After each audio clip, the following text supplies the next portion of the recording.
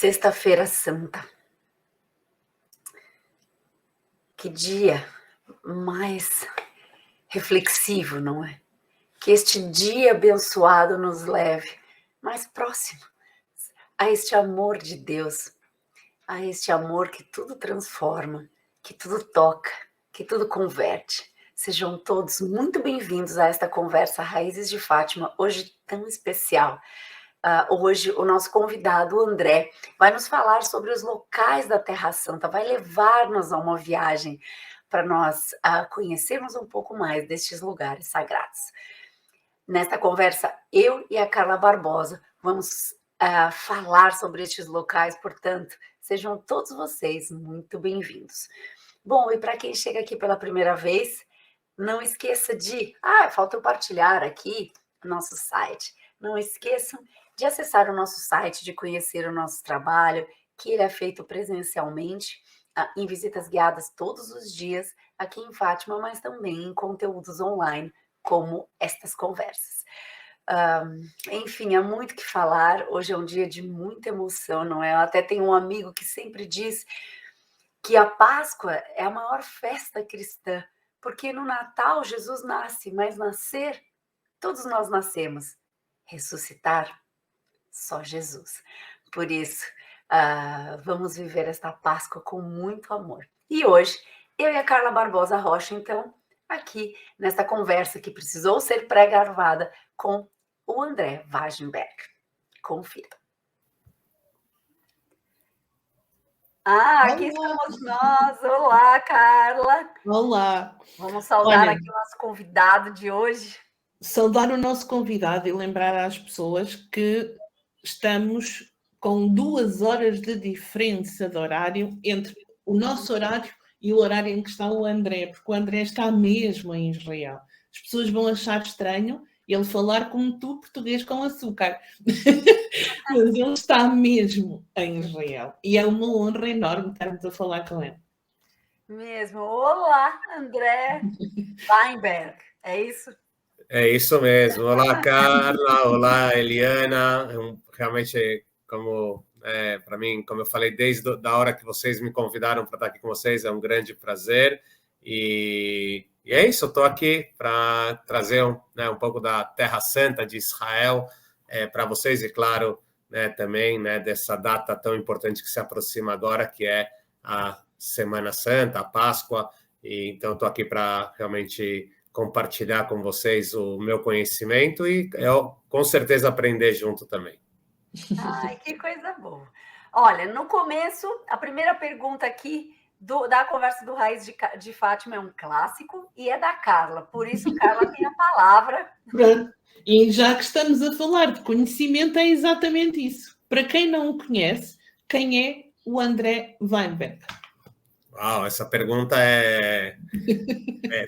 essa pergunta pode ter uma resposta extensa, eu vou tentar reduzir ela.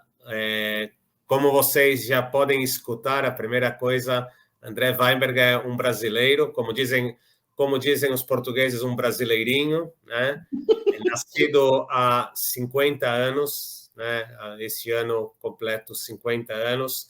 Há 50 anos na pequena cidade de São Paulo, né, Eliana? Pequena cidade de São Paulo. Na aldeia, e venho, eu sou de uma família judaica, né? Por parte de mãe, meus avós chegaram da Alemanha, fugindo do nazismo, conseguiram encontrar refúgio no Brasil, e por parte de pai também, só que da Polônia, e eles se encontraram no Brasil, e eu nasci no Brasil, onde cresci na comunidade judaica de São Paulo, e aos 19 anos, aproximadamente, um pouco mais, entre 19 e 20 anos, há quase 30 anos atrás, eu vim viver em Israel, na Terra Santa, fui convidado a estudar História, então sou formado em História, em Arqueologia, pela Universidade de Bar Ilan, em Tel Aviv, e também pela Universidade de Jerusalém,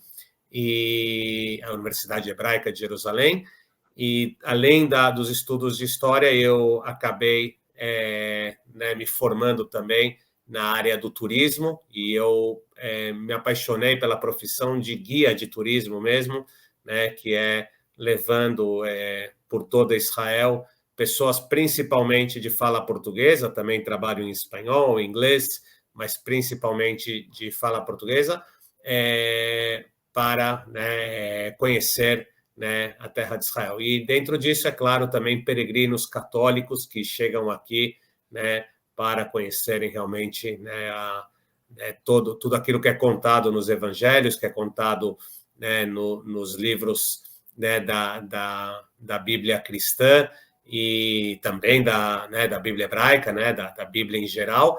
E, então, eu tive também essa oportunidade de aprender muito, né, sobre a história cristã na terra de Israel e, é claro, sobre os caminhos de Jesus, dos apóstolos. Então, tudo isso vai ser por aqui. O mais importante, eu sou casado com a Debbie. Eu vou contar em segredo para vocês que ela é argentina. Para os brasileiros, eu sei que isso... É melhor falar baixinho. Falar baixo para ninguém saber. Mas, e tenho 2 filhos, né? Nitai, que tem 13 anos, e o Amit, que tem 10 anos. E é isso. Vivo muito perto de Jerusalém. Eu já vivi muitos anos em Jerusalém. Eu vivo a 20 minutos de Jerusalém, numa pequena cidade muito próxima das montanhas de Jerusalém. É isso. Acho que é isso que eu tenho de mim para contar. Assim, é o André Weinberg. Olha, André, conte aqui para nós, cá entre nós, já que estamos a segredar coisas aqui. Como é viver aí? Então, para mim, vamos começar pelo lado, né, que me apaixonou, que me tocou, que é justamente esse encontro com essa história tão extensa, né, intensa e extensa também.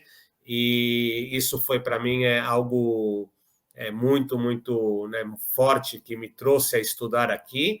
Claro que as minhas conexões judaicas, as raízes judaicas também me trouxeram, mas também a minha visão, né, eu já jogo isso e adianto isso, e por isso é um prazer estar aqui também, que é justamente também desse encontro entre os diferentes, esse encontro entre pessoas que vivem fés diferentes, têm pensamentos diferentes, mas têm como raiz, né, como base, realmente, né, esse respeito ao próximo, né, essa questão de aceitação ao próximo. E então, para mim, tudo isso o que eu busco aqui na minha vida em Israel. Por outro lado, como vocês devem saber, e com certeza também devem estar escutando nestes dias o que está acontecendo aqui na Terra Santa, né?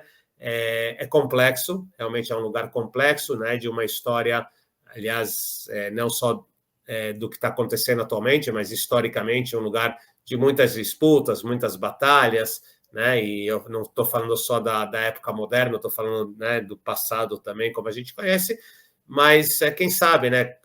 Dizem que, não sei se vocês sabem, mas Jerusalém, né, o coração, né, daqui, significa em hebraico Ir Shalom, significa cidade da paz.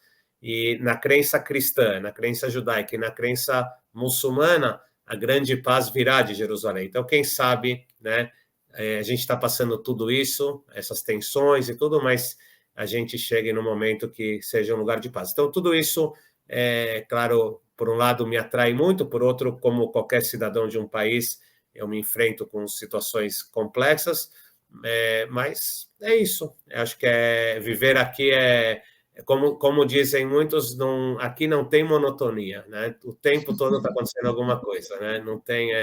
Então você tem que estar bem acordado para viver tudo isso. É um lugar com muito, muito movimento.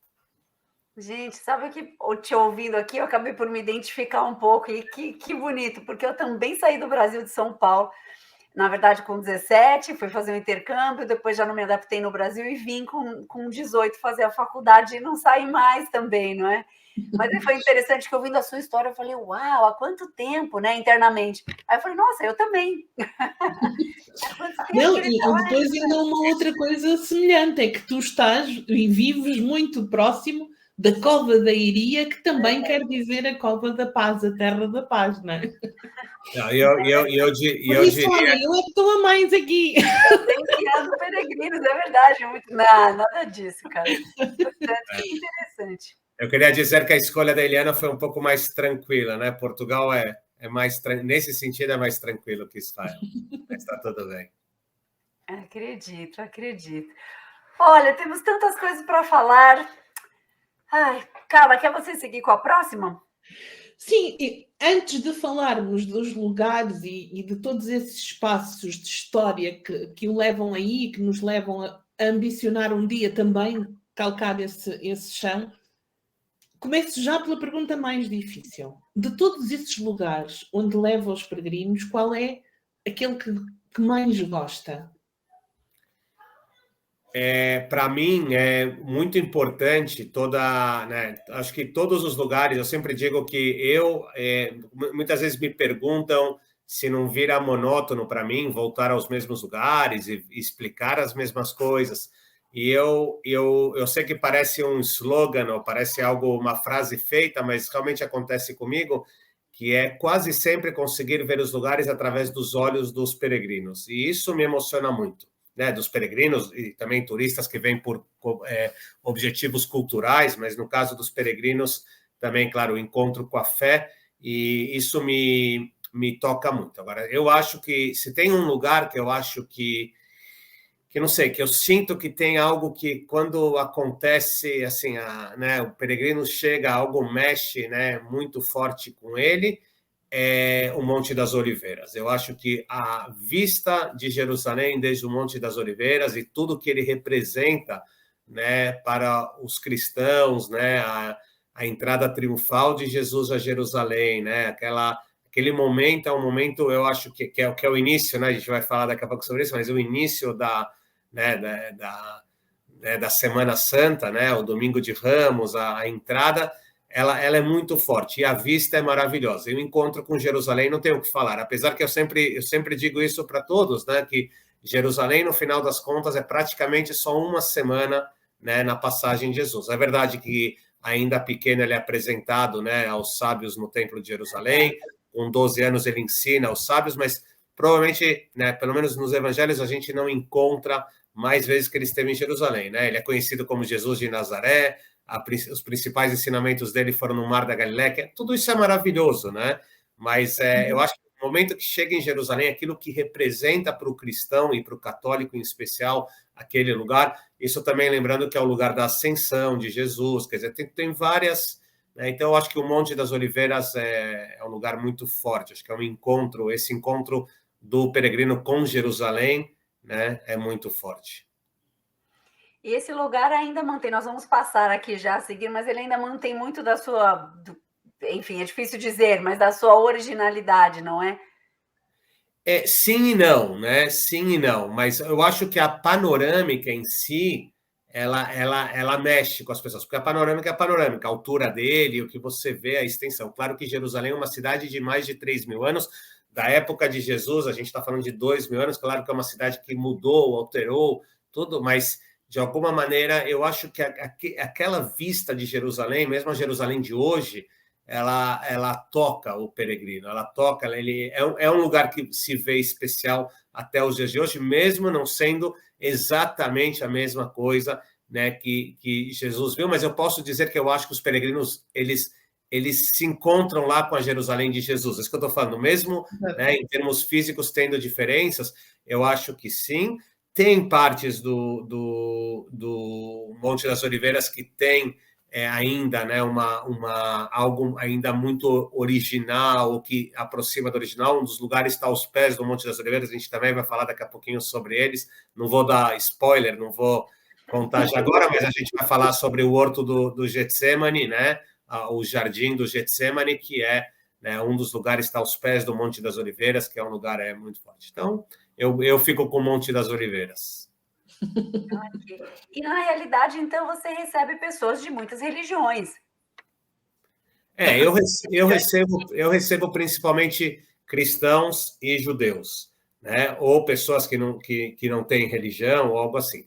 Os muçulmanos menos vêm, né, para Israel hoje em dia, infelizmente, né? Eu gostaria que viessem mais. Tem da Turquia, né?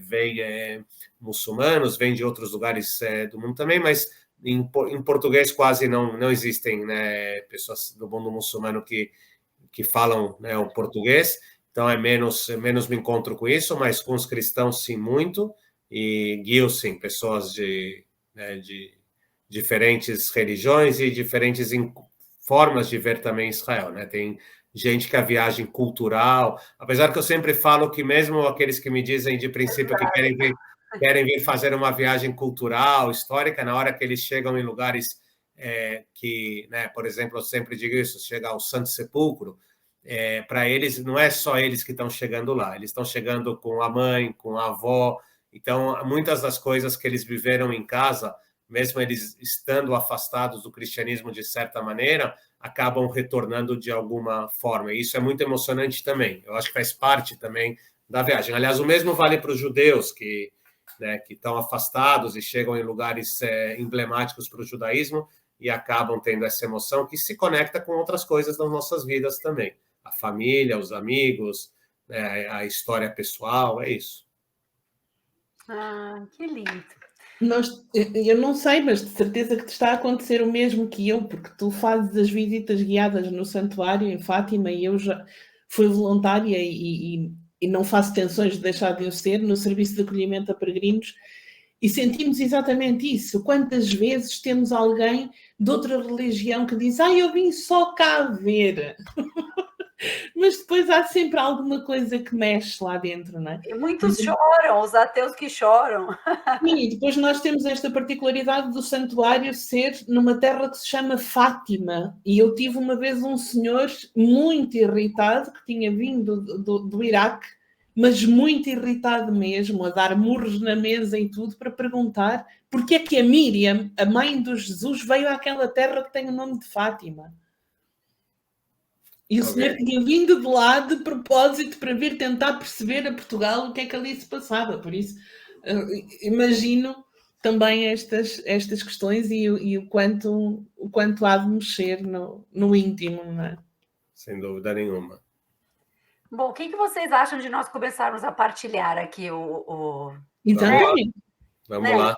A gente ainda tem outras perguntas, mas até eu estou curiosa aqui. Vamos aqui partilhar, então, os slides que o André nos entregou aqui. Vamos lá.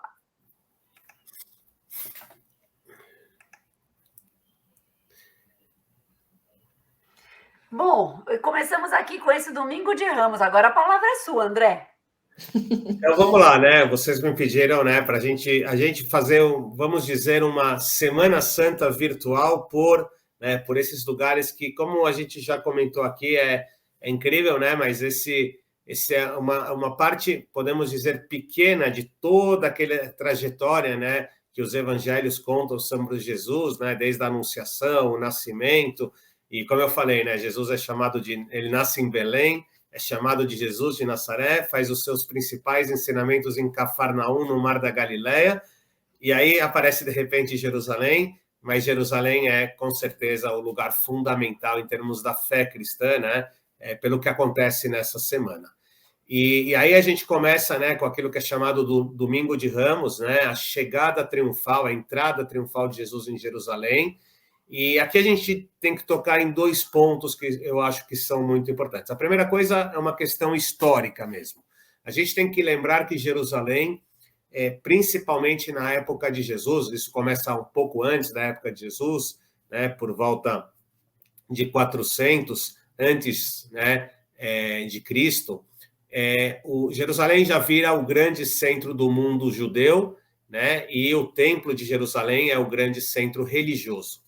E os judeus, seguindo as palavras, né, do que os cristãos chamam de Antigo Testamento, né, da Bíblia hebraica, né, dos Pentateucos, eles sobem para Jerusalém, né, 3 vezes ao ano, né, e para levar, né, seus sacrifícios, levar, né, suas primícias, e essas 3 vezes são, né, a festa de Pentecostes, a festa de Tabernáculo ou das Cabanas, né, e a festa da Páscoa, que é chamada em hebraico de Pesach, né? Aliás, a palavra Páscoa vem da palavra hebraica Pesach, que lembra, né, como vocês sabem, a saída do Egito, a liberdade do Egito, e todos nos anos a gente, né, hoje, sem o templo já não existe também há um pouco, né, há quase 2.000 anos, não existe o templo, e que foi destruído em 70 depois de Cristo pelos romanos, mas os judeus comemoram a festa da Páscoa judaica, o Pesach,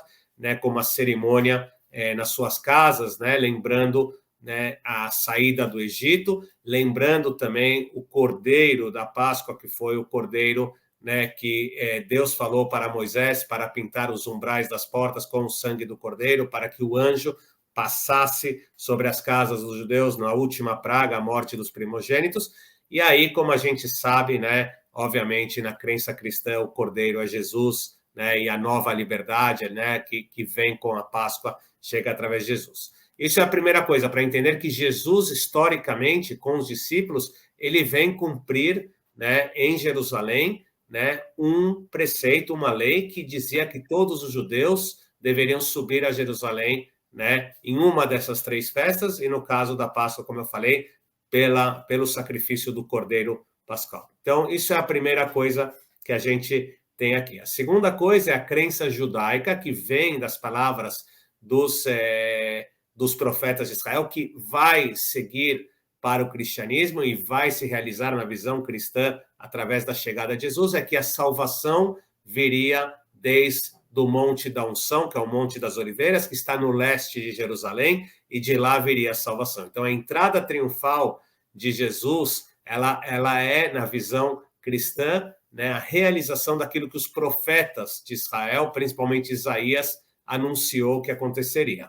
E aí, vocês sabem, né, a gente está vendo do lado esquerdo na foto, a gente está vendo o Beit Fage, que seria o lugar onde os discípulos encontraram o burrinho, né, a mula branca, né, na qual Jesus vai subir. Por isso, o Domingo de Ramos, hoje em dia, a cerimônia que a gente está vendo, aliás, vocês sabem, né, em português a gente chama ele de Domingo de Ramos, mas vocês sabem que, né, em inglês é chamado de Palms Day, né, o Dia das Palmas. Né? Por quê? Porque na crença judaica, o Messias chegaria e seria recebido também com ramos de oliveira, por isso Domingo de Ramos, e também com as palmas, né, das tamareiras, né? Então, tudo isso, né, é visto aqui em Beit Fage.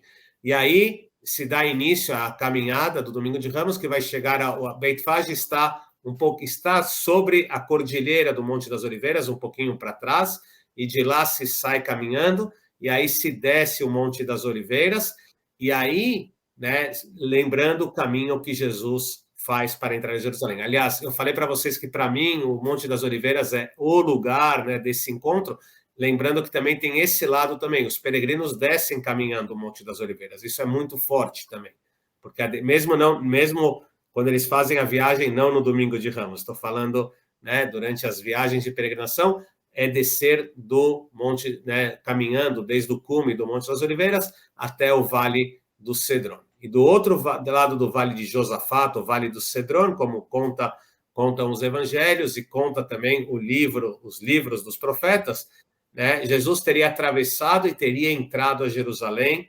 triunfalmente, né? E todos gritavam, né, Hosana, né, a entrada da chegada do Messias.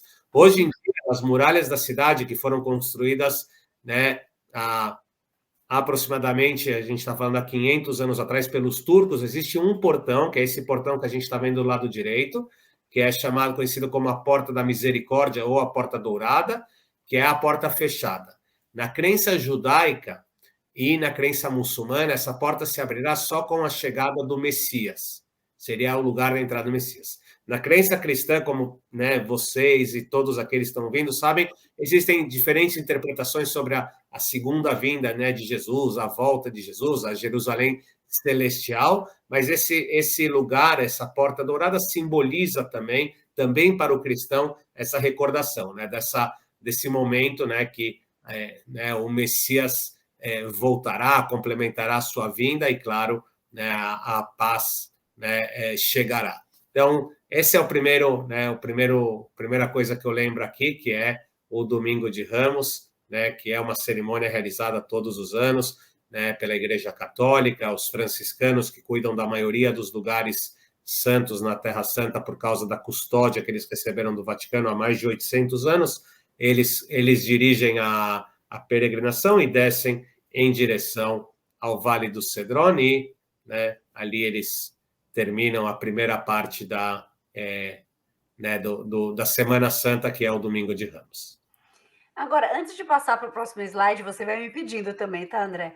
A Páscoa, não sei, pergunto eu, não tenho esse conhecimento, mas acredito que a Páscoa deve ser um dos momentos, enfim, de maior afluência, não? Quais seriam os momentos com mais gente, digamos assim? Sem dúvida nenhuma, a Páscoa é um momento, né, que existem muitos grupos de peregrinação que buscam vir para cá na Semana Santa por causa realmente dessa possibilidade de viver a Páscoa. Por outro lado, é interessante entender que a questão da Páscoa, justamente o fato de muita gente vir, faz com que outras pessoas não queiram vir na época da Páscoa. Claro. Porque gera as duas coisas, mas sem dúvida nenhuma, em termos de festividades cristãs, se tem uma festividade que um cristão e um católico em especial vem para a Terra Santa, é a Páscoa. Por exemplo, o Natal, nesse caso, claro, é uma festa mais familiar, é uma festa mais na casa, a pessoa não vem, né, até Israel. Claro que tem aqueles que querem ir a Belém no Natal, existe isso também, mas é menos impactuoso do que a Páscoa, porque tem todo esse simbolismo mesmo de viver cada dia. Eu já tive a oportunidade de acompanhar grupos católicos e realmente é algo muito emocionante. E tenho que confessar para vocês que, como guia, o guia é muito mais técnico nisso, porque tem que cuidar de aonde o grupo tem que ir, como tem que ir, para eles poderem ter uma vivência maior, mas é a vivência com a multidão, caminhando, indo, e é algo muito, muito bonito, muito, muito emocionante mesmo. Até para quem não é cristão, ver isso, né, emociona, porque é uma conexão muito forte. E nesse momento, como eu falei no começo, que é fundamental, a crença cristã, aí, né, ela encontra os seus elementos mais essenciais, né, na Semana Santa. Não são os únicos, mas é um momento muito importante, né, na fé cristã. Então, é um momento muito emocionante. É isso. Ah, que bonito. Passo para o próximo, então? Vamos lá. Oh, Deus, cara, estamos no primeiro slide, já estamos pensando, né? Com certeza. Quando eu vou. Vamos lá. Qual que é o segundo slide? É a Segunda-feira Santa, né? A unção de Jesus na casa de Lázaro. Jesus expulsa os mercadores do templo de Jerusalém, né? E aqui a gente tem, quer dizer, em termos de cerimônia, esse não é um dia, né, de cerimônias. Existem cerimônias, por exemplo, no lugar conhecido, né, como Elazaria, hoje a cidade de Lázaro, que é biblicamente a cidade de Betânia, e lá, né, se lembra a unção de Jesus, e aqui vem um elemento muito, muito, muito importante, que é qual que é a origem da palavra Messias. O que significa a palavra Messias? Jesus é chamado de Messias. O que significa isso? E a palavra Messias vem do hebraico, significa Mashiach, né, que é ungido, né? Os reis eram ungidos, os sacerdotes eram ungidos. E é claro que na visão também judaica, que obviamente isso é passado para o cristianismo, aquele que será o rei dos reis, aquele que será o príncipe, aquele que será, né, o salvador, ele é o ungido, né? Então ele é chamado de Mashiach em hebraico, Messias para o latim, e daí a unção de Jesus na casa de Lázaro está conectado a isso, né? Está conectado. Agora, também tem um simbolismo muito grande, porque Lázaro, né, representa o renascimento, né? Jesus fez, não foi nesse momento, foi antes, mas Jesus fez renascer a Lázaro, né? E, aliás, eu falo renascer e não ressuscitar. Isso eu aprendi com padres católicos também, que é justamente essa questão que Jesus ressuscita, né? Lázaro, ele renasce, ele também depois ele vai falecer, né? Mas ele naquele momento ele não morreu, ele renasce, Jesus fez ele renascer. Isso obviamente é algo simbólico também, que o mesmo Lázaro que, né, foi, vamos dizer, né, não sei se existe esse verbo em português, se não tiver, não fiquem bravos comigo, mas foi renascido, né? Foi revivido, né? Por Jesus. esse mesmo Lázaro vai ungir ele, né? Na casa dele, Jesus será ungido. Quer dizer, tem um significado muito grande daquele que veio fazer as coisas renascerem, reviverem. E isso justamente né? Isso justamente é o simbolismo do Messias, né? Que veio libertar, veio renascer, né? E não por acaso também, isso já adianto aqui, não por acaso a Páscoa é comemorada no hemisfério norte, em Israel, Portugal também, é a época da primavera, né? A Páscoa é a festa da primavera, é a festa do renascimento, do reflorescimento. Isso são símbolos que estão ligados também à Páscoa por aqui, tá bom? Em relação à expulsão dos mercadores do templo, aqui a gente tem duas imagens importantes. A da esquerda é a atual. A gente vê o Domo da Rocha, a cúpula de ouro, que é um monumento muçulmano hoje em dia, né? Os muçulmanos acreditam que na rocha que está lá dentro, e nós podemos nos aproximar do lado de fora desse monumento, não podemos entrar como só muçulmanos podem entrar para visitar a parte onde está a rocha, mas eles acreditam que Maomé, o profeta Maomé, subiu ao céu para receber as 5 leis básicas do Islã, saindo de Jerusalém.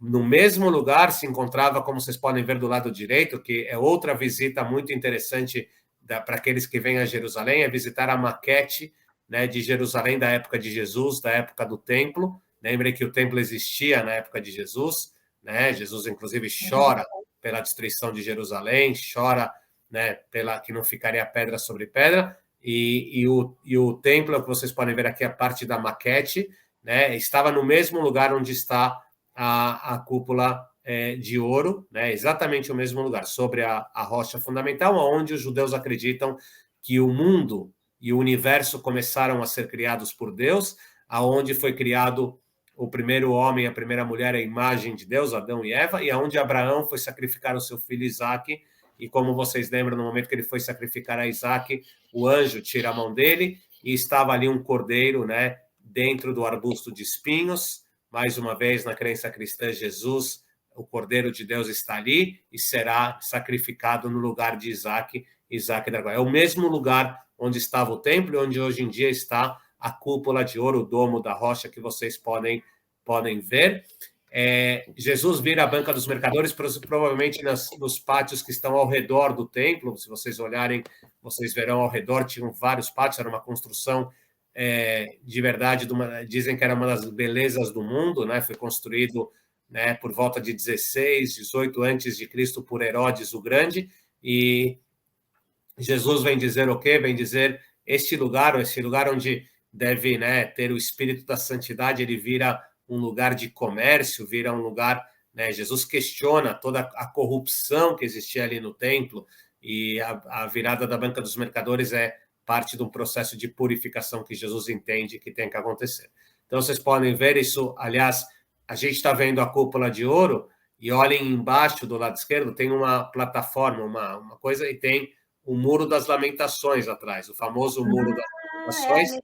Exatamente, ali atrás é o Muro das Lamentações, que era parte da estrutura do templo, que hoje em dia, né, da parte exterior do templo, mas hoje em dia é o local que os judeus encontraram para se conectar com o que um dia foi o templo. Daí o Muro das Lamentações se torna um lugar tão importante, tá certo? Para os judeus, né? Claro que ele é visitado por cristãos também, e lembra, né, o templo que Jesus, né, em algumas passagens, né, dos evangelhos, Jesus aparece no templo, como eu falei para vocês, até quando ele era bebê, ele foi apresentado aos sábios no templo, aos 12 anos ele ensina aos sábios no templo, é esse templo.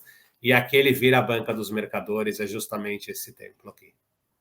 Tá bem? Olha só. Olha, tem uma pergunta aqui no meio, eu podia deixar para o fim, mas eu preciso fazer já. Tá. Que estamos aqui no segundo dia, né? Quanto tempo você, que mora aí, que guia peregrinos aí, quanto tempo você indica para poder se viver um pouco, não é? Para poder, porque uma coisa é ir, tirar uma fotografia e passar, mas para poder se viver, assim, qual é o tempo que você considera que seja mínimo? Então, eu acho assim, eu acho que, assim, mínimo para você conhecer, estar nos lugares, é 7 dias, 8 dias de peregrinação. Não, é assim, claro que isso é uma viagem intensa, uma viagem eu não diria passar para cada lugar e fazer um check, né? Fazer e sair, né? E ir embora. Mas vamos dizer que é o mínimo. Claro que você sempre pode colocar mais dias, que tem possibilidade de fazer mais dias. Claramente, vive mais tranquilamente, não é mais... Vale a pena, lembrando sempre, isso tem que ter, é um fator que a gente tem que lembrar o tempo todo. Israel é um país que não é nada barato, então também tem que levar sempre isso em conta também. Não é só o tempo, é também os valores para ficar aqui, tem que ter isso em conta também. Eu falo isso para as pessoas saberem que elas têm que equilibrar, mas é isso. Eu acho que 8 dias 8 dias, 9 dias é um tempo bom para você fazer as coisas com calma, conhecer bem. Eu acho que uma das coisas bonitas de uma viagem de peregrinação, além de que é mais barato, porque você divide com outros os serviços e tudo mais, que é um grupo, verdade? Você também tem a possibilidade de fazer isso com um sacerdote, com um padre, e realizar, por exemplo, diariamente missas em lugares icônicos, assim, quer dizer, fazer uma missa no Horto do Getsemane, fazer uma missa no Monte das Bem-aventuranças, fazer uma missa em Nazaré. Então, você tem, né, no Santo Sepulcro. Então, você tem aqui uma coisa muito interessante para um cristão praticante, é muito interessante. Para aqueles que queiram vir também, claro, de maneira independente, também, esse é o tempo, é com calma, e apesar que eu sou suspeito para dizer, um guia para muita coisa vale a pena. Sim, também eu. Também, e vemos isso todos os dias aqui, não é? Acredito que você também, quando recebemos uma pessoa que já conhece o local e depois faz a visita guiada, eles mesmos ficam muito admirados, não é? E de fato, não é? Há uma outra vivência do espaço. Muito obrigada, André. Posso passar para a próxima? Vamos lá. Opa, fui no caminho contrário, vamos lá. Voltamos no tempo. Terça-feira Santa, né? Bom, Jesus prevê aos discípulos a traição de Judas, né? E a negação de São Pedro, né? O famoso, né? Que Pedro negaria Cristo por 3 vezes antes do galo cantar, verdade? Aqui a gente está vendo o Monte das Oliveiras, né? Daqui a pouquinho a gente, né? Vocês estão vendo lá em cima o lugar que eu falei para vocês que olhando nessa direção que nós estamos, justo para o nosso lado, né? Onde está a cidade antiga, a gente pode ver uma torre lá do lado esquerdo, que é a Ascensão Russa, a Igreja da Ascensão Russa, que está ali. Mas o que eu queria falar justamente é que o Monte das Oliveiras é o local, aos pés dele, onde vai acontecer a traição. Mas antes da traição, o que a gente tem é que Jesus, segundo se fala, eles estão, podemos dizer, dormindo, morando ali na região do Monte das Oliveiras nessa semana, né, que os judeus vinham, porque a festa da Páscoa judaica é uma semana, né?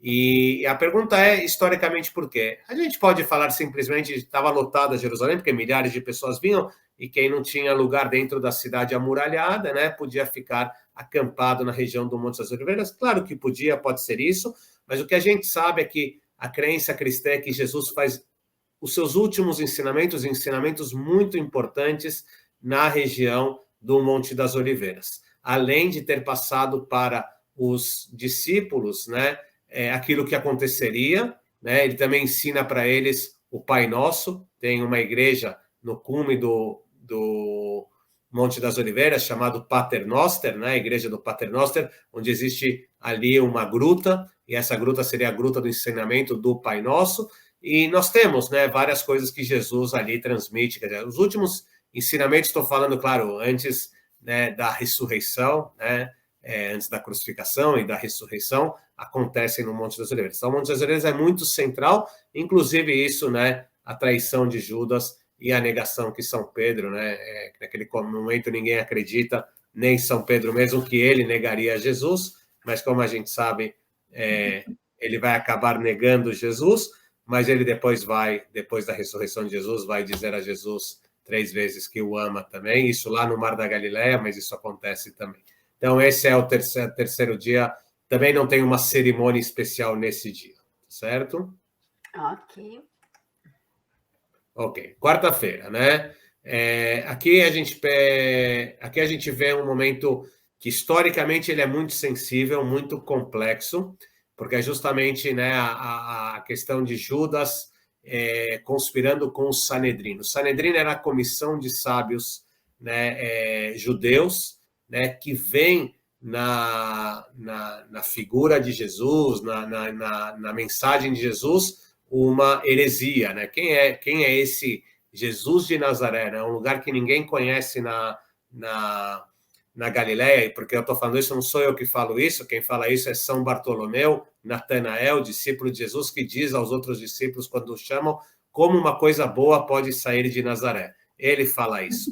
E Nazaré, realmente, em termos históricos, arqueológicos e também bíblicos, é um lugar muito pouco conhecido. Então, quem é esse, né, que vem aí e está falando isso, e estão dizendo que ele é o Messias, ele é recebido dessa maneira? E o Sanedrim acaba condenando, né, inclusive com um debate que os próprios evangelhos falam sobre isso, acabam condenando Jesus, né, por heresia, né, apesar que a condenação à morte, como vocês sabem, vai acontecer depois, por ser criminoso na visão de Pilatos, a gente já vai chegar lá, mas o que eu acho que é interessante aqui também essa questão, a conspiração, né? Judas recebe 30 moedas de prata, né, para, né, entregar Jesus, né, ao Sinédrio, e a gente pode ver ali ao fundo, né, a gente está olhando, a primeira coisa que vocês estão vendo, bem ao fundo, já é o deserto, né, não sei quanto dá para ver nítido, mas começa o deserto, Jerusalém está na fronteira entre as montanhas com as chuvas e o deserto, mas aqui, lá em cima, tem uma montanha do lado direito, aquele é chamado em Jerusalém do Monte do Mau Conselho, né? Que seria o local onde Judas teria tratado com o Sanedrim para entregar Jesus. Então, esse é o lugar do mau conselho, porque teria sido um mau conselho que Judas recebeu, caiu nesse mau conselho e acaba entregando Jesus. E aqui embaixo de nós tem um vale, esse é o Vale do Geena, né? Que também é conhecido como campo de sangue pelos cristãos, ou Halkadama em hebraico, que é o campo de sangue, que seria o local onde depois Judas se suicidou. Sim? Esse seria o local, então só lembrando que está aqui embaixo de nós, então isso também é parte, né? Outra vez, não tem uma cerimônia, mas lembrando esses lugares, né, na Quarta-feira Santa. Podemos passar. Claro, vamos lá. Vamos. Ok, começamos a pisar aqui já, né? Aqui sim, voltamos às cerimônias muito especiais. A gente tem que começar, né, com a ceia, né? A ceia da Páscoa, né? E o lava-pés, né? Esse momento tão importante para o cristão e para o católico de humildade de Jesus.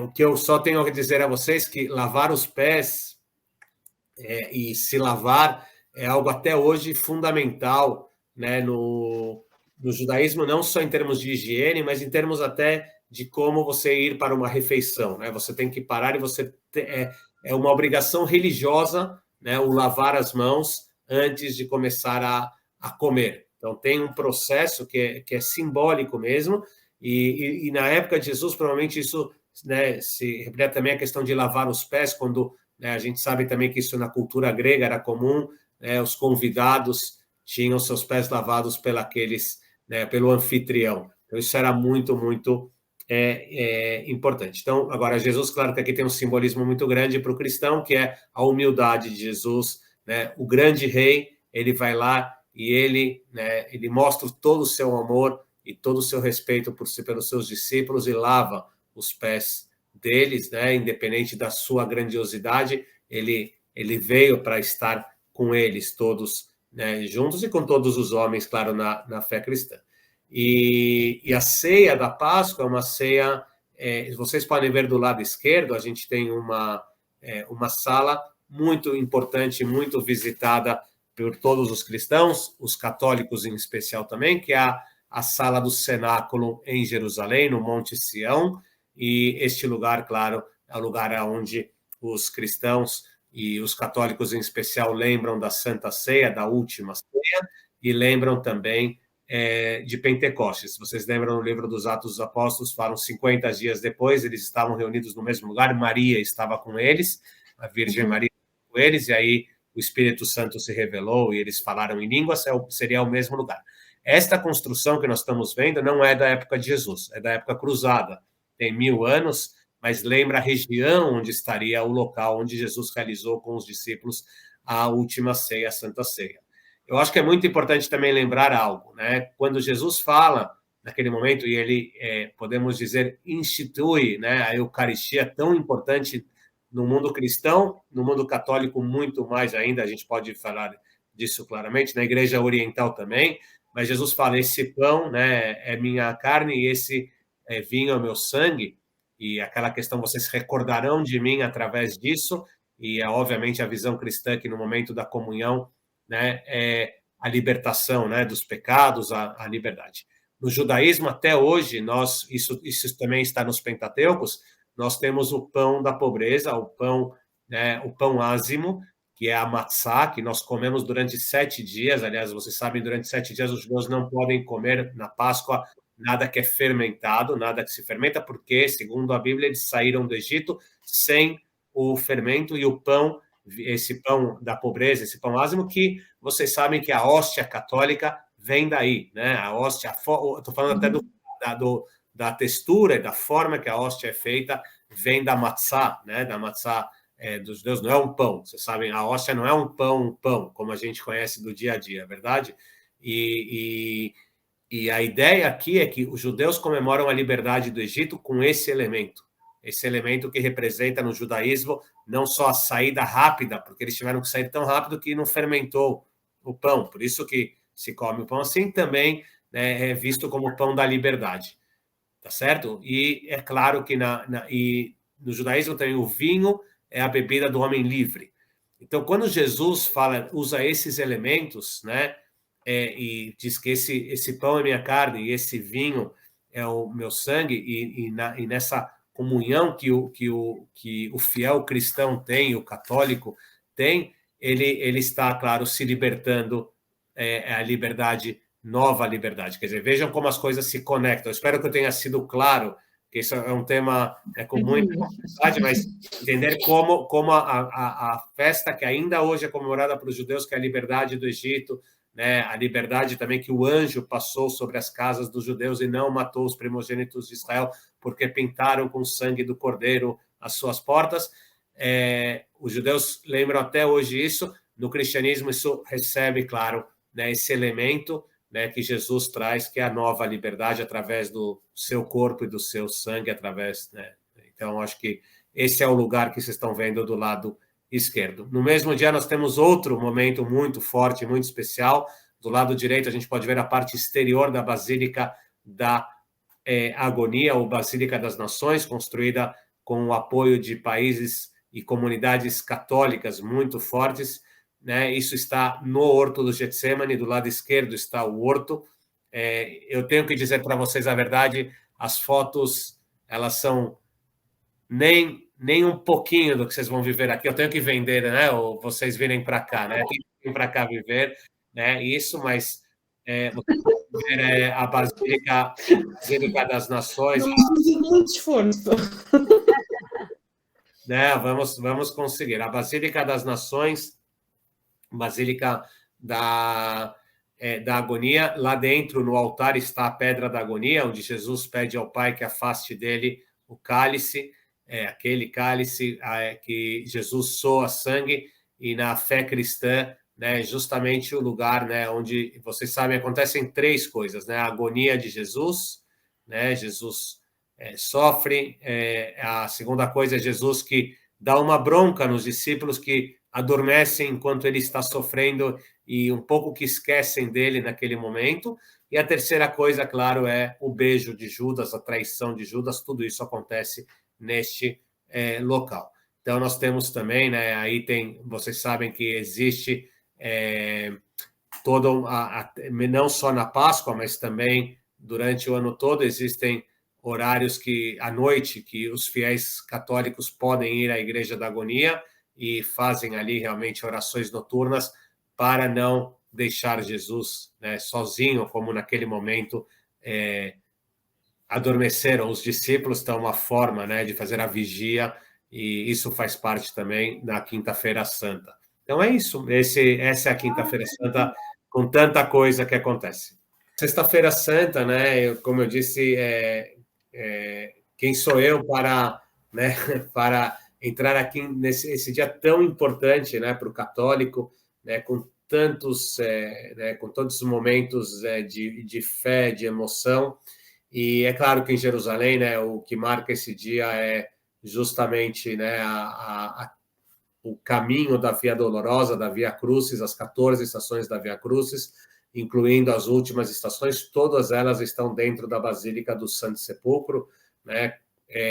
E é claro, né, começando com a condenação de Jesus por Pilatos, a flagelação, a coroa de espinhas, que eu acho que é muito importante a gente lembrar, é aquilo que eu falei antes também, né? Aqui a gente vê a conexão com o Cordeiro de Deus sacrificado, né, no lugar de Isaac, no sacrifício que Abraão vai sacrificar Isaac, e o cordeiro que estava preso dentro do arbusto de espinhos, e Jesus, né, na crença cristã, o Cordeiro de Deus, e aqui ele volta a estar, né, com a coroa de espinhos, representando, né, o arbusto, porém também tem, né, a questão de como os romanos quiseram humilhar a Jesus, né, aquele que, né, diziam que ele era o rei, e que rei é esse, né, o rei dos judeus, além da placa que eles colocaram, também a questão de colocar uma coroa de espinhos. E aí,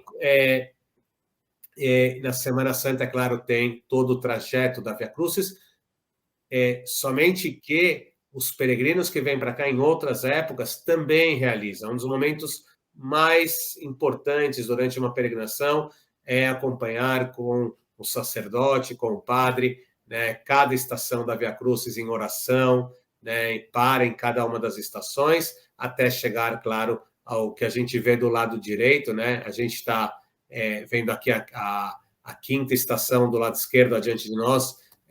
Simão, o Cirineu, ajuda Jesus a levar a cruz, né? Então a gente está vendo aqui, e do lado direito a gente já vê o Calvário, né? A gente já está vendo o Calvário, né, que é, nesse caso, a 12ª estação, que está dentro da Basílica, e, é claro, o local onde está a pedra, as pedras, né, que formavam o Calvário, o Monte do Calvário, e a Gólgota, e ali, né, o local onde Jesus, na crença cristã, morre por todos os homens. A crucificação, como vocês sabem, era a forma que os romanos condenavam, né, os criminosos, que eles acreditavam ser criminosos. Claramente, não vamos entrar aqui, né, não estou falando de outros julgamentos, não estou falando especificamente de Jesus, mas é claro que Jesus ali, então, ele é condenado como um criminoso pelos romanos, né, no caso, Pôncio Pilatos, o prefeito romano, e na crença cristã morre na cruz,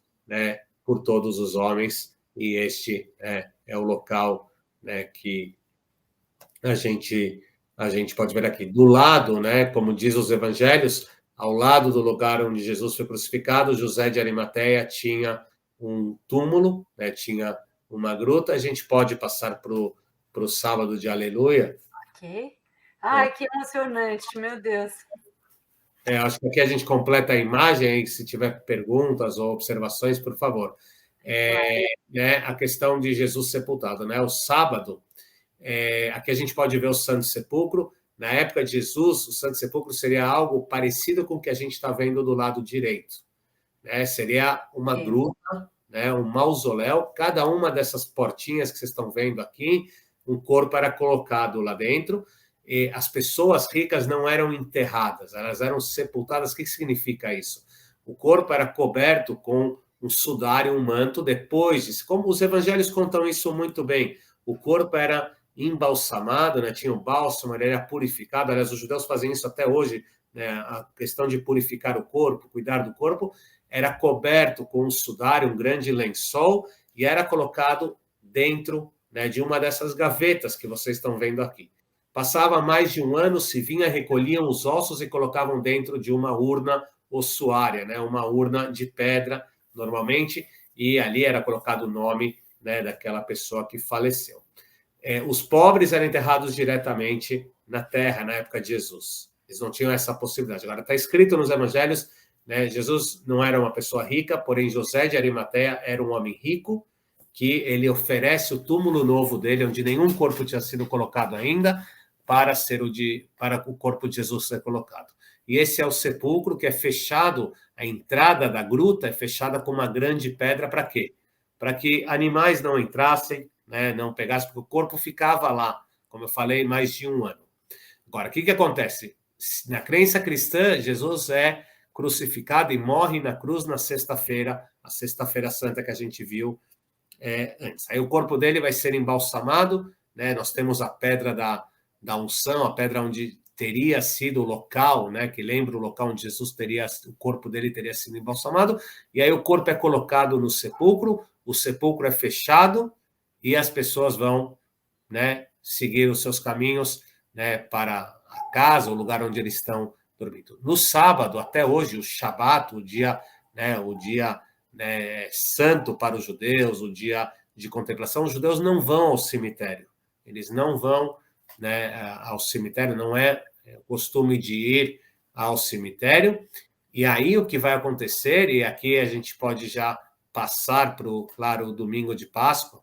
Nossa, né? Quantas coisas que eu estou aprendendo hoje. Vamos lá, podemos passar para o próximo, então?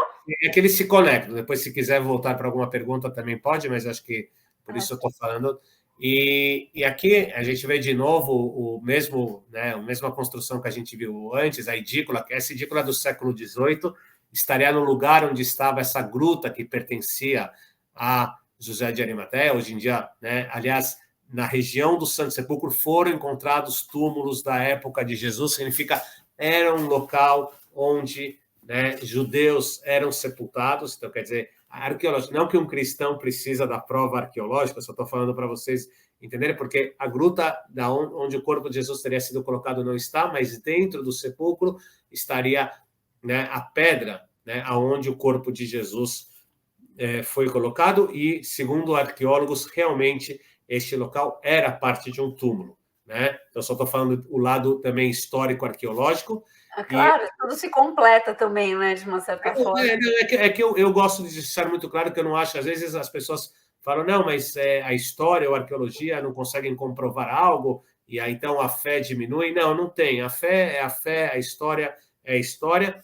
Eu acho que quando elas se encontram é interessante ver, mas não é. Eu acho que não é que a história não tem que ir para provar ou não provar o que a fé acredita, ela estuda e vê aquilo. No caso, né, como eu falo, a ressurreição de Jesus é um tema teológico, um tema de fé, não é um tema da história. Se ali tinham túmulos, é um tema que a história também pode tocar, e teve, né, foram encontrados arqueologicamente túmulos naquela região.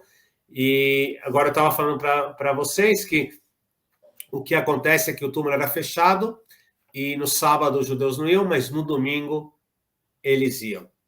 E no domingo, as primeiras que chegam lá são as mulheres. São as mulheres que vão fazer o que? Elas vão velar o corpo. O que é velar o corpo? Velar o corpo, né, para nós hoje em dia, é acender uma vela, verdade? Ou né, fazer aquela última homenagem, né, à pessoa que faleceu, né? Você está velando o corpo, as pessoas passam.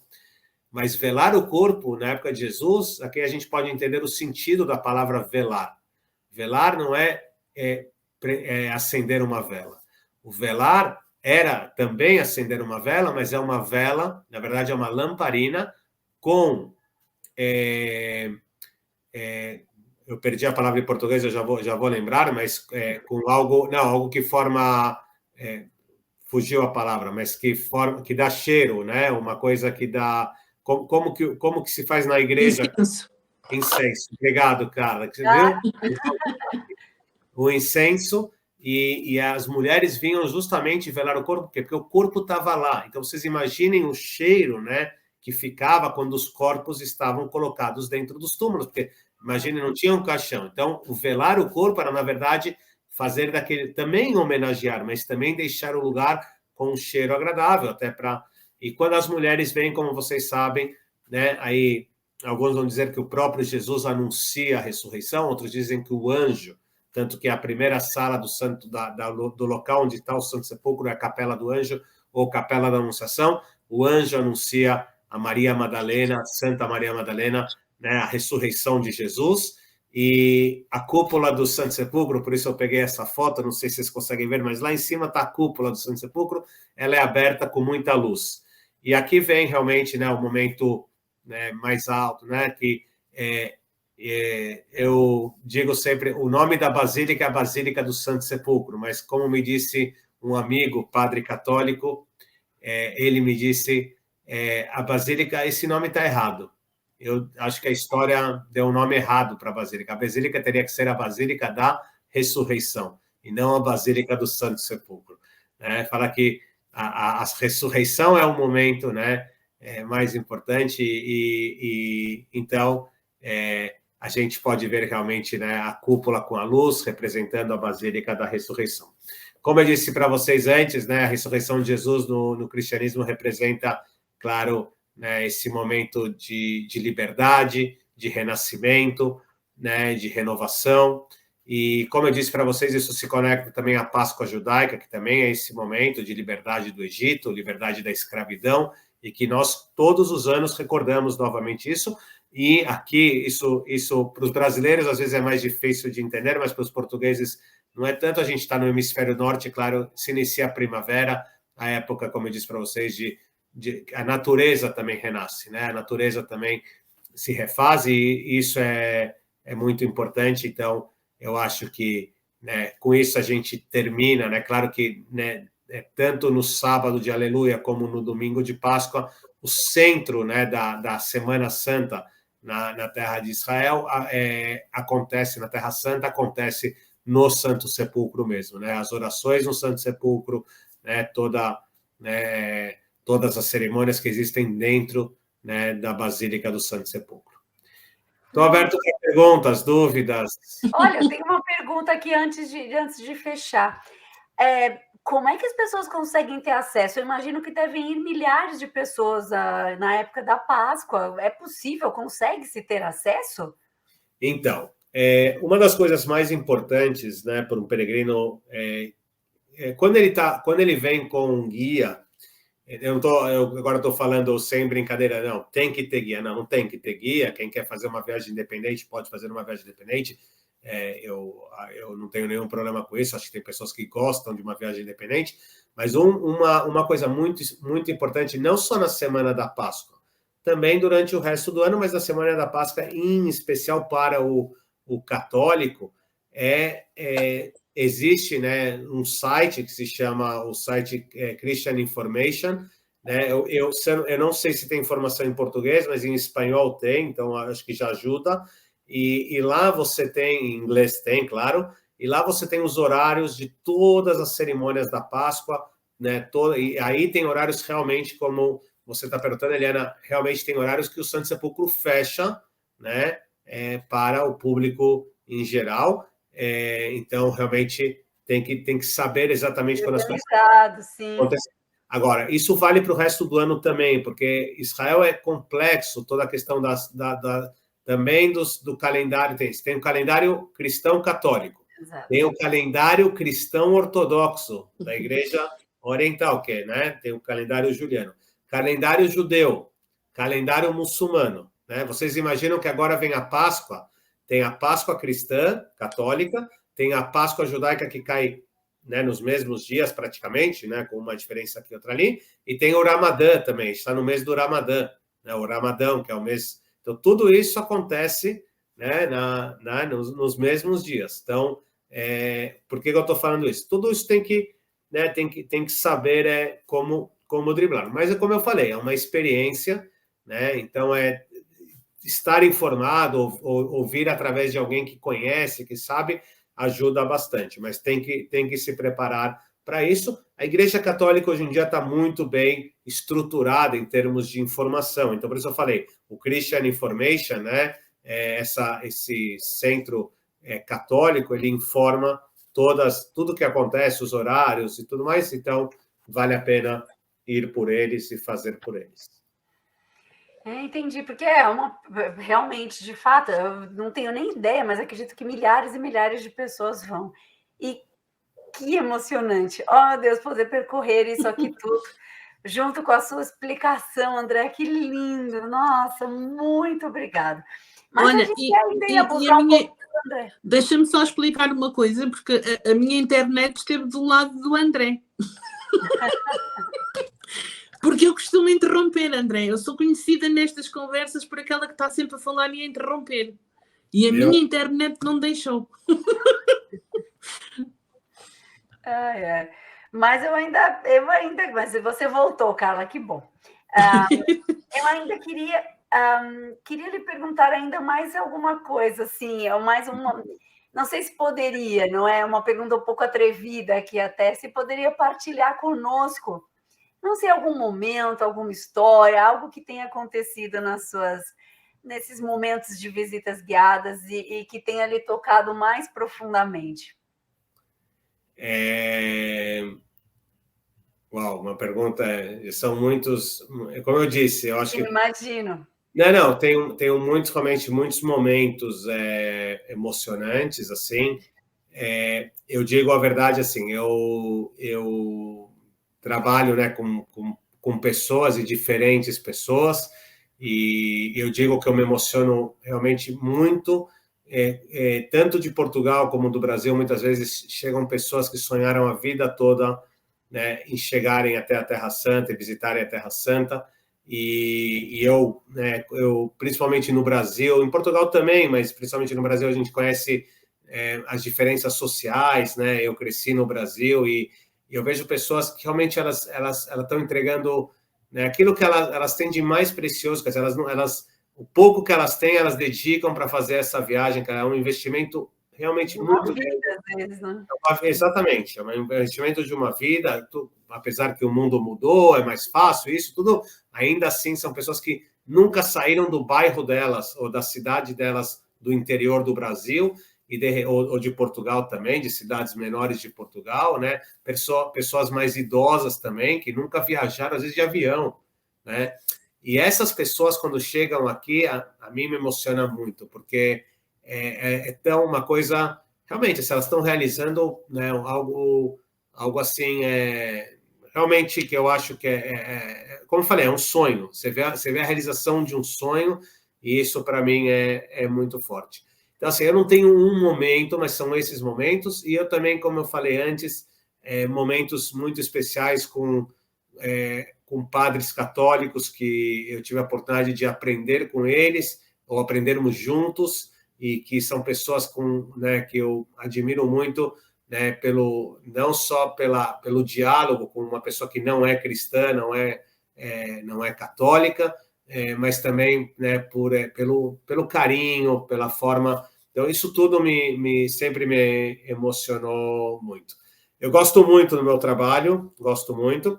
Eu posso também contar, não foi um momento emocionante, mas um momento de humor um pouco, né? Quando uma senhora, né, dessas pessoas bem simples, já no final da viagem, no aeroporto, ajudando ela, falou: seu André, assim como ela era uma senhora, ela me chamou de senhor, e eu falei: não precisa me chamar de senhora. Ela falou: não, seu André, só me diz uma coisa, além de passear assim com os grupos, estar aí com os grupos passeando, o senhor trabalha em alguma coisa? Então, essa foi uma boa. É verdade, às vezes as pessoas não acreditam que o trabalho pode ser tão bom assim. Então, para mim, essa foi uma coisa marcante também. Que especial, que imagino. Oh, meu Deus. Bom, e nós tínhamos aqui ainda uma última pergunta, Carla. A Carla, que hoje ficou meio quietinha, porque sumiu aqui um pouco. Não, eu acho que no fundo, por aquilo que eu fui conseguindo acompanhar, e acho que o André acabou por explicar e por já quase ter respondido a esta pergunta, não é? Qual é a importância para si de mostrar, para o André, de mostrar estes lugares às pessoas? Acho que no fundo que já nos explicou e já nos mostrou que é tão importante que até parece que não é trabalho, não é? Exatamente. André, então, para nós concluirmos, vamos lhe pedir assim... peraí, quero dividir aqui, partilhar com vocês o seu contato, certo? Por favor, pode ir para a página do Instagram e do Facebook. A gente está à disposição. A gente, quando eu falo a gente, porque eu tenho realmente uma equipe que trabalha comigo, né? E a gente está aqui realmente para, como eu falei, para a gente diz que a gente não organiza viagens, a gente organiza experiências, e é isso. Então, essa é a Nós nossa. falamos aqui também, você roubou da gente, ou a gente roubou de você, não sei. Vocês falam isso também? Aqui a gente também fala. Eu não roubei de vocês, nem vocês roubaram de mim. A gente vê exatamente. A gente sente, não é? Sim. Exatamente. É uma experiência. Então, quem quiser ir, enfim, ou famílias à parte, ou em grupos, qualquer pessoa que tenha a intenção de ir, pode entrar em contato aqui através das redes sociais. Então, Isso que mesmo. está indicado aqui. Muito obrigado. Vocês trabalham também com grupos e com individuais? Sim, sim. Então, gente, olha, fica aqui a dica. E nós também vamos anotar, né, cara? Exatamente. Qualquer dia a gente passa por aí. Vai ser um grande prazer. Já dei até a dica para vocês, né? Temos excelentes sacerdotes católicos em Portugal que fazem peregrinações para Israel. Eu acho que realmente vale muito a pena. Inclusive, e a gente não vai dizer publicamente para não ferir suscetibilidades, mas alguns deles que são nossos amigos comuns dos três, né? É verdade, muito é verdade. bem. Ai, que bonito, que especial numa data assim tão importante para todos nós, não é? Você poder ter vindo aqui e partilhado tanto conosco, tanto conosco. Vou lhe pedir umas últimas não é? Aqui para finalizar, umas palavras suas aqui para quem está lá em casa nos assistir, então, André. Não, eu quero realmente desejar a todos, né, uma feliz Páscoa, né, que seja uma Páscoa realmente muito significativa para todos. Eu acho que nós estamos vivendo, né, no mundo momentos, né, de violência, de tanta tensão na Europa, aqui em Israel mesmo, em certos lugares, no mundo todo, né, o Brasil, a gente falou também, podemos dizer. E eu espero realmente, né, a Páscoa, eu sei que tem um simbolismo muito grande de amor, né, e de, né, como a gente falou, de renovação, de liberdade, e que a gente possa realmente, né, nessa Páscoa, além de ter muita saúde às famílias, a Portugal, também sair realmente né, dessa Páscoa renovados, né, para um mundo melhor, vamos dizer assim, né, de mais diálogo, de mais construção. E eu posso só terminar também falando para vocês como, né, uma das línguas que Jesus falava, né, é desejar a vocês feliz Páscoa em hebraico. Então, vou falar Hag Sameach, tá bom? Vocês tenham uma Páscoa feliz, como eu falei, e feliz Páscoa aí é bem significativo. E muito obrigado pelo convite. Obrigado nós. Nós é que agradecemos muito, não só em meu nome da Carla, mas certamente de todos que estão lá em casa nos acompanhando. Exatamente. Muito obrigada. E quando vier a Fátima, cá estaremos também. Isso eu não podia deixar o segredo para o final. Um segredo, eu nunca fui a Portugal, eu preciso ir a Portugal. Então temos que fazer uma troca aqui. Exato. Estaremos aqui à sua espera. Muito obrigada de todo o coração. Obrigada. E até breve. Até breve. Até logo. Muito obrigado. Obrigada. Tchau, obrigada. Que conversa bonita, não é? Especial. Espero que vocês aí em casa também tenham gostado. Deixem as perguntas de vocês, sugestões. Nós estamos aqui sempre a preparar esse conteúdo com muito rigor e com muito carinho para vocês aí em casa. E hoje, nesta Sexta-feira Santa, eu vou terminar aqui com um pequeno texto com o qual eu comecei o meu dia. Costumo começar o meu dia com reflexões enfim, que recebo via WhatsApp, Peraí, 7 pistas para rezar. Reflexões muito bonitas e hoje me levaram a muitas lágrimas. E eu gostaria de repetir aqui para vocês esta reflexão de 7 pistas para rezar. Vamos lá? Que dia é este? Que paixão é esta? Paixão de sofrimento extremo, absolutamente imerecido. Paixão de amor extremo por nós, também absolutamente imerecido. Ajuda-me a estar perto de ti na tua paixão, a não desviar de teus olhos e ir aprendendo contigo a viver coerentemente, a sofrer com dignidade e a amar até o fim. Uma Páscoa abençoada, repleta de amor a todos vocês. Raízes de Fátima, experiências que transformam.